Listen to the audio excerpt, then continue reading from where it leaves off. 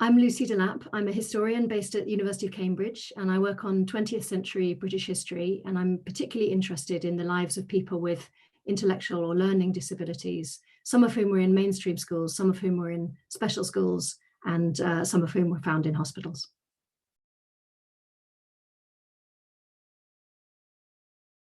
Across the 20th century, there have been special schools for people with all kinds of disabilities, sensory disabilities, learning disabilities, physical disabilities. And the big change that happens across the 20th century is that rather than trying to segregate disabled people away from society, you start to see more efforts to mainstream or integrate people into the regular mainstream schools. That, however, is a pretty slow process.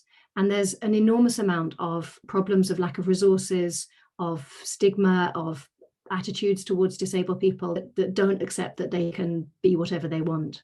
So you have some experiences of segregation.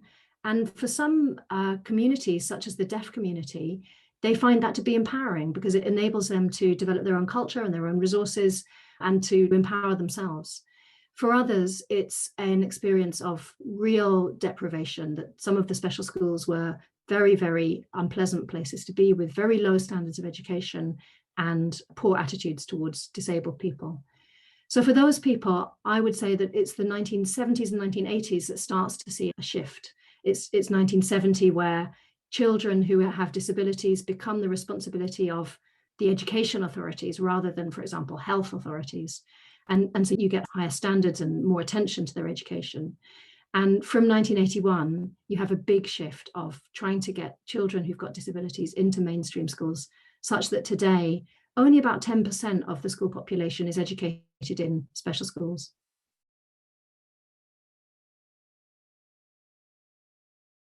People with disabilities and impairments faced a big legacy across the 20th century of an infrastructure of words that were used to label them, sometimes in very negative ways. So you get talk of the mentally defective, for example, or the backward, or the retarded, or the dull.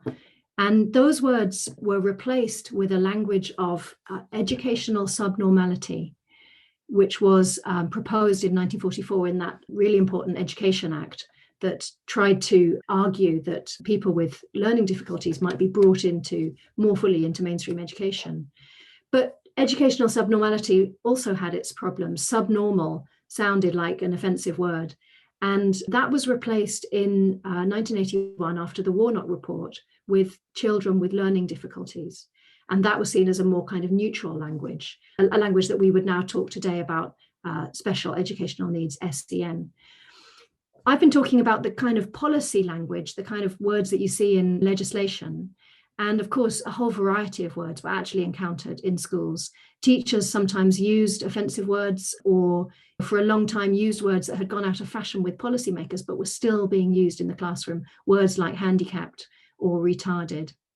And children sometimes used in the playground or amongst themselves very, very hurtful words, which really added to the kind of sense of stigma and the sense of bullying that was experienced by some children with disabilities.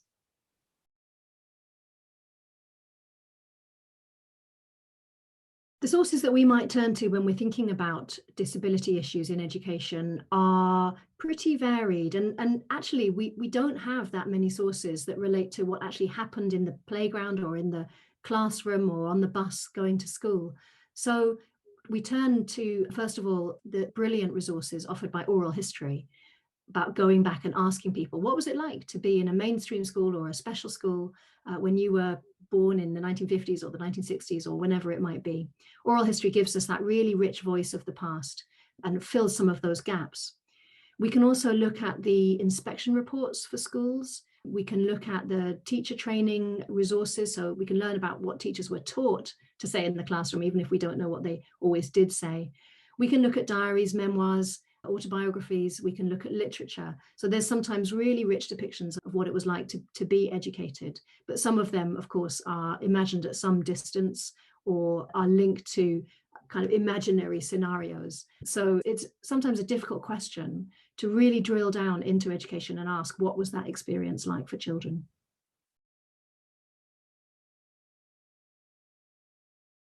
picture of two children who are sewing, one of them's using a fairly old-fashioned sewing machine, dates from 1957, and it was produced by the photographer Henry Grant, who was a photographer who was fascinated with the lives of everyday people. He always shot in black and white, even though color film would have been available in this period. And it gives us a little depiction of what was happening at special schools. We don't know which special school, and we don't know exactly where these children are, and the children aren't named. And that, I think, is indicative of how disabled children could be made quite mute. They aren't given a kind of chance to look at the camera and tell their own story, if you like. So they're being observed here without being named. One thing that I find useful about this picture is that it reminds us of the kinds of education that was being delivered in special schools, often education that was aimed at accommodating what was perceived as impairment or disability, not necessarily aiming high, not necessarily having aspirations for those children, but trying to set limits around what their education could be that was seen as appropriate to their disability. And for lots of children in special schools, that meant craft skills. And you can see, in fact, here that the craft skill, which is being depicted, which is sewing for these two young women, it's probably one that is understood as particularly appropriate to young women. So young men would have been offered carpentry and young women sewing, for example. It's also one where it's pretty hard to see what kind of job it might have given them in the labour market of the 1950s. It would have been much more effective to teach them to type, for example, rather than to use this kind of old-fashioned sewing machine. So we can see in this photo one of the kind of the big characteristics of 20th century special education, which is that it aimed to bring children to kind of what was imagined to be an appropriate sense of what their life would look like. And it didn't aim very high for them. And that is really challenged in the later 20th century, when first parents and then disabled people themselves start arguing for their rights to achieve whatever they want and do and be whatever they want. I don't think that's always been easy to achieve, but those demands are put on the table in a very forthright manner in the later 20th century, and start to see children taken out of these secondary schools that were special schools and put into mainstream schools.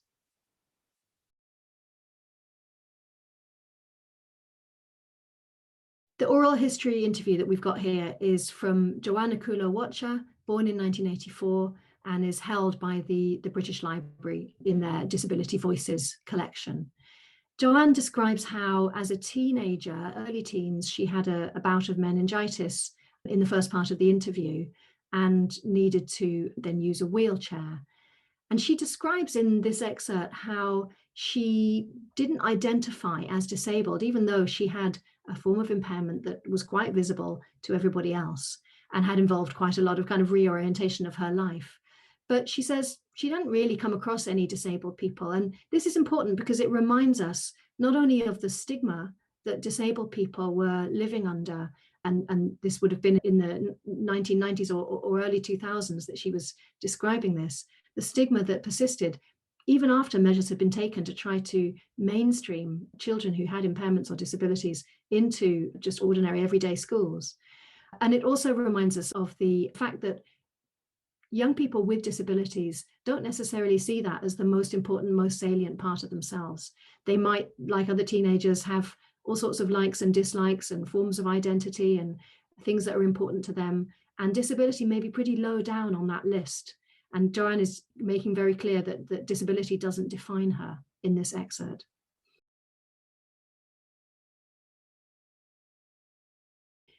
In the second excerpt, Joanne talks about what it was like to be educated in a school where the physical environment wasn't always very easy for her as a wheelchair user. She describes an incident where her wheelchair got caught on the lip of a classroom doorway and fell over. She describes the kind of horror amongst her peers, the fact that people were not sure how to help her, that people felt very awkward about her different kinds of needs and her impairment, but also that her friends stepped up. And this is really important. And the theme of friendship runs through a lot of disability sources.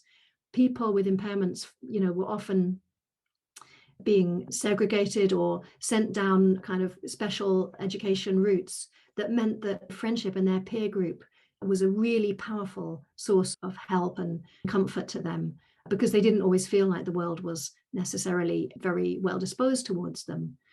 And you can see that in Joanne's description of what it was like to have teachers who were not sympathetic. She describes how her class had to be moved to a more accessible classroom, and how one of her teachers complained about this. And that's a kind of classic microaggression, a moment where just a very small little episode really has loomed large in her memories of capturing why school might feel like a bit of a hostile environment.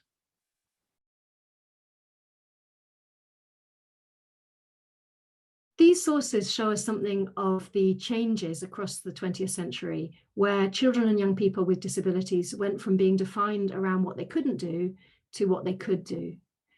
They are also, I think, really illustrative of the long-running problems around lack of resources in an educational environment where special education was often at the bottom of the list. And although the second half of the 20th century sees lots of money being poured into secondary education for all sorts of different kinds of children, higher aspirations for what they can achieve, more years of education available to them, people with disabilities often found that they didn't benefit from those same kinds of new levels of resources. So it's clear that they often felt like they were second-class citizens in schools.